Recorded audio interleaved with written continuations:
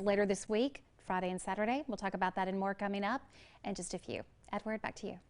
All right, thank you, Chris. Unfortunately, we won't be able to hear from that Colorado shooting survivor because we have breaking news just into the WSAV newsroom. The Georgia Bureau of Investigation arrests 3 officers involved in the brutal beating of an inmate at the Camden County Jail. Now, those corrections officers are identified as Corporal Mason Garrick and Camden County deputies Ryan Beagle and Braxton Macy. They each face 1 count of battery and 1 count of violation of oath of office. As you can see, the officers caught on camera there beating the inmate. It comes a week after that jail video was released showing the Georgia correctional officers repeatedly beating and striking inmate Jarrett Hobbs. The investigation is ongoing.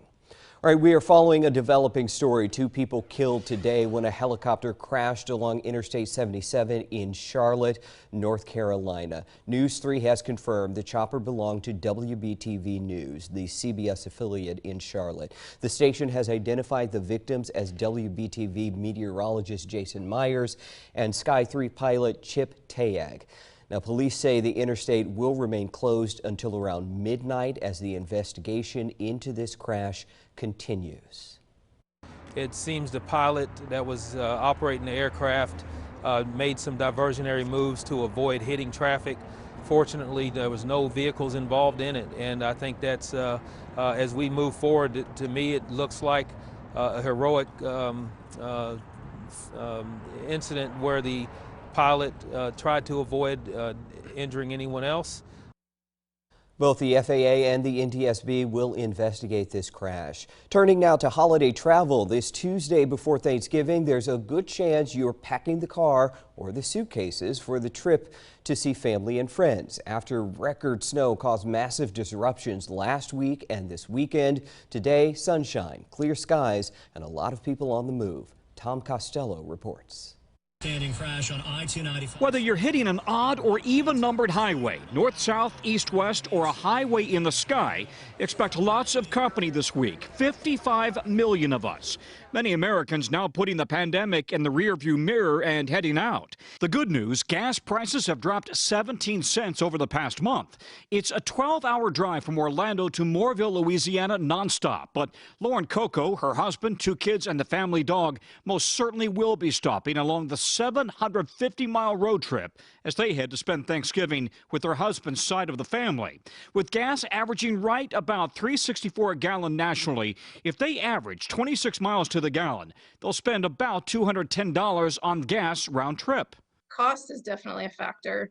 Flights for the 4 of us would probably be around $1,000. Meanwhile, the nation's airlines and airports are running at full capacity and full stress. We literally made it all the way through security and realized we still had the rental car keys.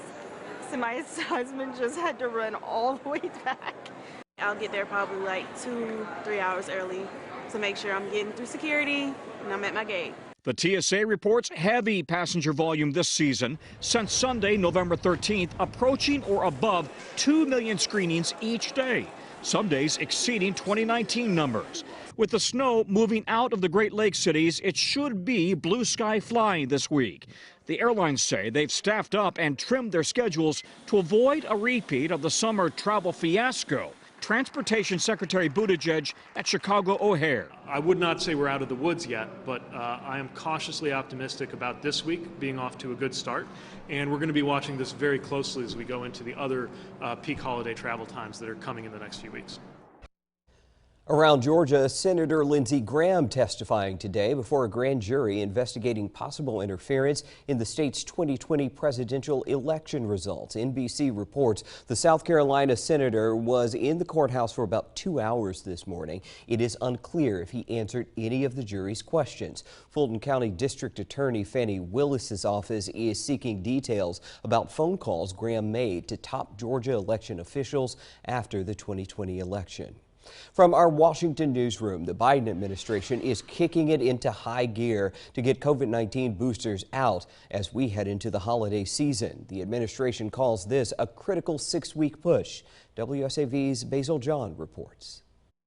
With the holiday season and family gatherings just around the corner, we are obviously now entering a higher risk part of the year. White House COVID response coordinator Dr. Ashish Jha announced the Biden administration's latest effort to get vaccines in arms is a 6-week campaign to reach seniors and communities hit hard by COVID-19. We're doing everything we can in the next 6 weeks to help families get their updated COVID shots by the end of the year.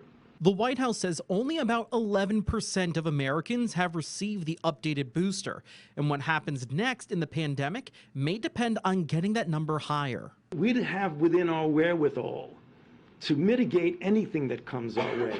During what was possibly his last time at the White House podium before his December retirement, Chief Medical Advisor Dr. Anthony Fauci urged Americans to take every step necessary. Masking, vaccine, boosting, testing, all of that is part of the spectrum of protecting yourself and your family. And both Jha and Fauci emphasized Americans can rely on the science behind the vaccine. We want to make our decisions really based on facts, evidence, and data. You can decide to trust America's physicians, or you can trust some random dude on Twitter.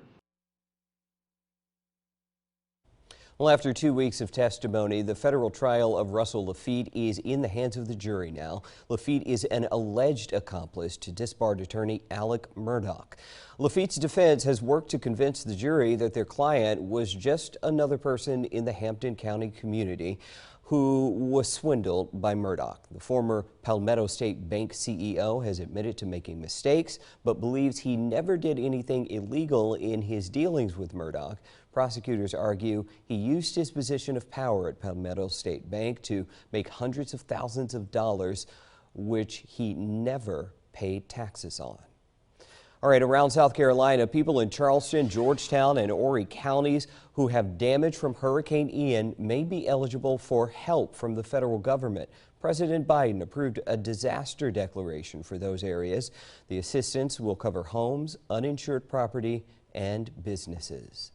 A warning for parents ahead of the holidays. Consumer watchdogs and pediatricians in South Carolina talking about dangerous toys your kids could receive this year. Jason Raven has more from our South Carolina Capitol newsroom. A new report that came out this week says some dangerous, recalled, and counterfeit toys could be purchased online right now on websites like eBay or Facebook Marketplace. Now, officials with the Public Information Research Group released this year's Trouble in Toyland report.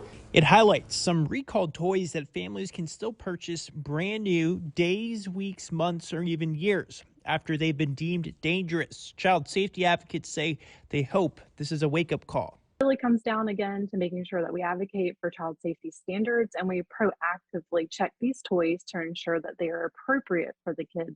According to the report, as recent as October, they were able to purchase more than 30 recalled toys from secondhand sites. Now, the most common reason toys are recalled is because of excessive levels of toxic chemicals or choking hazards. Officials say in 2020, there were 198,000 toy-related injuries reported in the U.S.